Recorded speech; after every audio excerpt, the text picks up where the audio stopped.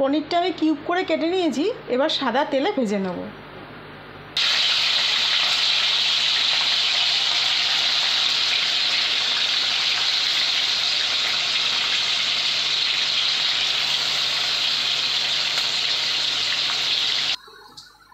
পনিরগুলো আমার ভাজা হয়ে গেছে, এবার আমি তুলে নেব।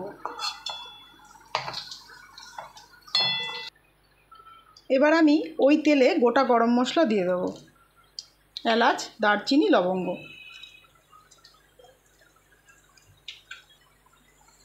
এবার আমি 4টে মাঝারি সাইজের পেঁয়াজ কেটে রেখেছিলাম, সেই পেঁয়াজগুলো কুচি করে দিয়ে দিচ্ছি।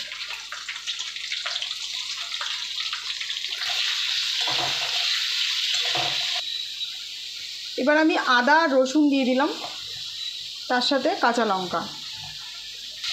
এবার এর মধ্যে অ্যাড করলাম টমেটো। আমি বড় বড় 2টো সাইজের টমেটো নিয়ে নিয়েছি। এবার কাজুটা দিয়ে দিচ্ছি। আমি কালারের জন্য গোটা কাশ্মীরি লঙ্কা দিলাম, আপনারা চাইলে গুঁড়োও দিতে পারেন। 1/2 চামচ গোলমরিচ অ্যাড করলাম। এবার আমি 1 চামচ মতো নুন অ্যাড করছি।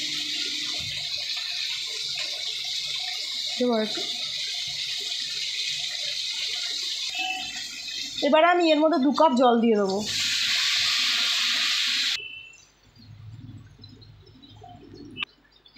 মশলাগুলো এবার সেদ্ধ হওয়া পর্যন্ত ফুটতে থাকবে। আমার সব কিছু সেদ্ধ করা হয়ে গেছে, এবার 1/2 ঘন্টার জন্য আমি ঠান্ডা করে নেব।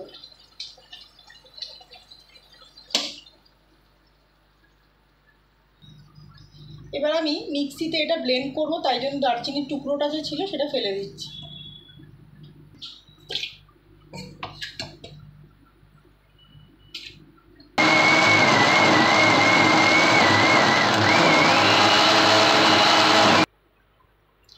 পেস্টটা আমার রেডি, এবার আমি ছেঁকে নেব। এবার আমি ছেঁকে নিচ্ছি।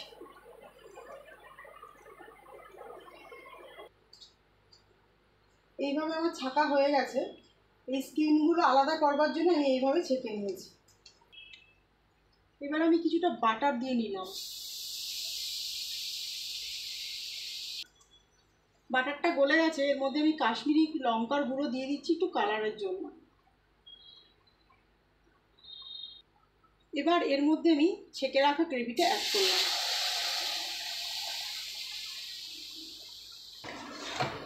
এবার আমি ভালো করে মিশিয়ে নিচ্ছি। কালারটা কি ভালো এসেছে না?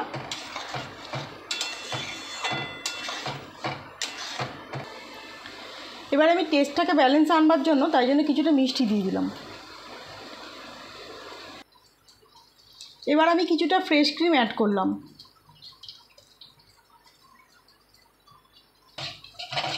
এবার ফ্রেশ ক্রিমটা ভালোভাবে মিশিয়ে নিয়ে এবার আমি অ্যাড করব পনির। এবার আমি পনিরটা দিয়ে দেবো।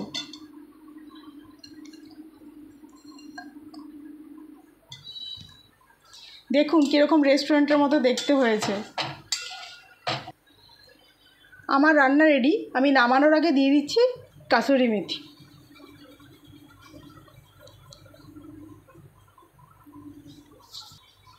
আমার রান্না রেডি, এবার চলুন প্লেটিংটা করুন। পছন্দ হলে লাইক, শেয়ার আর কমেন্ট করবেন। আজ তাহলে এই পর্যন্তই। সবাই ভালো থাকবেন, সুস্থ থাকবেন।